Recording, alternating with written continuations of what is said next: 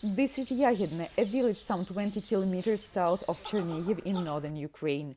On March 5th, Russian troops occupied Yagidne. Taisia Petrivna says they came suddenly. Armed Russian soldiers ordered Petrivna and her disabled husband to move to the basement of a local school. At about 4 p.m., they came in holding guns. I think there were 3 of them.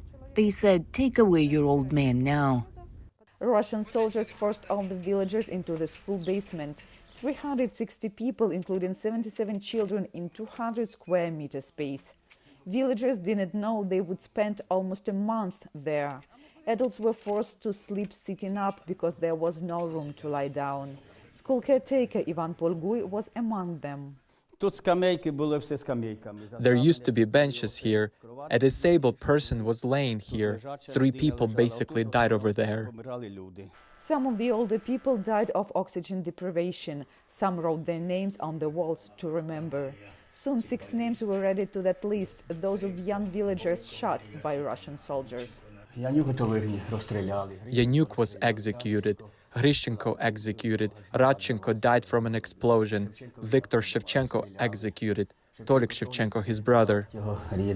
Russian soldiers let locals leave the basement once a day to use the bathroom. Ukrainian troops liberated the village on March 31st.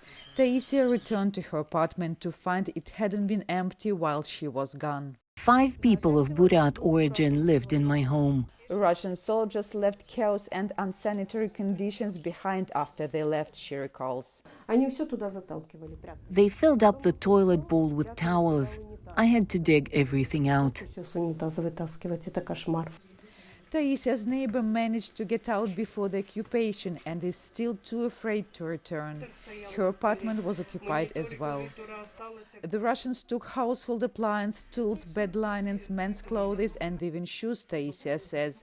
At the beginning of the occupation, they forced villagers to hand over their phones, threatening execution.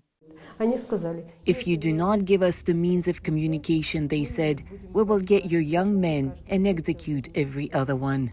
Taisia's apartment was ransacked, but at least her home is still standing, she says.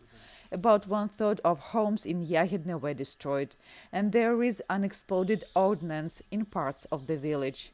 Anna Kostyuchenko for Voice of America News, Chernihiv region, Ukraine.